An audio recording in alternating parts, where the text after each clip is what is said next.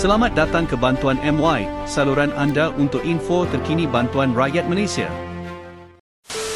Assalamualaikum dan salam sejahtera. Anda sedang menonton saluran Bantuan MY, saluran yang menyampaikan maklumat sahih dan terkini berkaitan bantuan kerajaan untuk rujukan kita semua. Dalam video kali ini, kami akan jelaskan satu perkara penting yang perlu diberi perhatian oleh penerima sumbangan tunai rahmah, khususnya berkaitan pembayaran STR fasa kedua tahun 2026.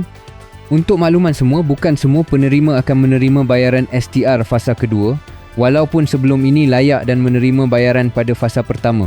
Perkara ini bukan isu baharu, tetapi masih ramai yang keliru dan terkejut apabila bayaran tidak diterima. Jadi video ini dibuat bagi menerangkan sebab-sebab utama mengapa pembayaran STR fasa kedua tidak dikreditkan, supaya kita semua lebih bersedia dan tidak salah faham. Sebab yang pertama melibatkan permohonan, kemaskini dan rayuan. Perlu difahami bahawa tarikh tutup permohonan, kemaskini, maklumat serta rayuan adalah sebelum 13 Februari 2026. Sekiranya permohonan atau rayuan dibuat selepas tarikh tersebut, pembayaran tidak akan dimasukkan pada fasa kedua. Sebaliknya hanya akan dipertimbangkan pada fasa seterusnya. Ini bermaksud walaupun permohonan dibuat dan diterima selepas tarikh tersebut, bayaran fasa kedua memang tidak akan diberikan. Ramai yang terlepas pandang perkara ini dan menganggap mereka gagal, sedangkan kelulusan hanya tertangguh ke fasa berikutnya. Sebab yang kedua pula melibatkan semakan kelayakan yang lebih ketat, terutamanya dari sudut pendapatan dan pemilikan aset. Pihak berkuasa kini menjalankan semakan yang lebih menyeluruh, termasuk pemilikan rumah, tanah, kenderaan serta aktiviti perniagaan. Sekiranya seseorang didapati memiliki aset yang tidak selari dengan kategori penerima bantuan, seperti mampu memiliki rumah bernilai tinggi, kenderaan baharu atau mewah, atau mempunyai komitmen kewangan yang menunjukkan kemampuan sebenar, maka kelulusan STR boleh ditarik balik walaupun sebelum ini telah menerima bayaran fasa pertama. Perkara yang sama turut melibatkan individu yang menjalankan perniagaan.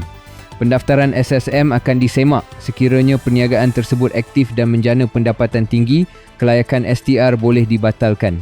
Namun, sekiranya hanya mempunyai pendaftaran tanpa operasi perniagaan sebenar, perkara ini tidak menjadi isu.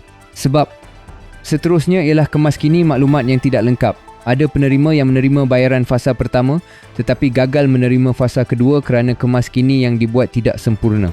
Contohnya, perubahan status perkahwinan, pertambahan anak atau perubahan pendapatan yang tidak disertakan dengan dokumen sokongan yang lengkap. Sebagai contoh, jika berlaku pertambahan anak tetapi sijil kelahiran tidak dimuat naik, kemaskini tersebut dianggap tidak lengkap dan kelulusan akan ditangguhkan sehingga dokumen lengkap dikemukakan. Perlu juga diberi peringatan bahawa memberi maklumat palsu adalah satu kesalahan serius.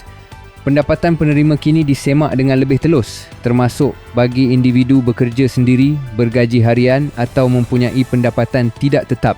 Sekiranya pendapatan sebenar melebihi had yang ditetapkan, kelayakan akan digugurkan tanpa kompromi.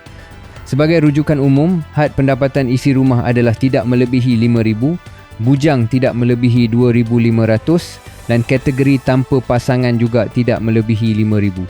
Jika melebihi had ini, permohonan dianggap tidak layak. Kesimpulannya, tidak menerima bayaran STR fasa kedua bukan semestinya bermaksud gagal sepenuhnya, tetapi ia bergantung kepada faktor tarikh permohonan, status kemaskini, semakan aset dan pendapatan. Namun bagi mereka yang benar-benar tidak memenuhi syarat, kelulusan boleh ditarik dan bantuan tidak akan diteruskan. Semoga penjelasan ini memberi kefahaman yang jelas dan dapat dijadikan panduan untuk semua. Terima kasih kerana menonton Bantuan MY.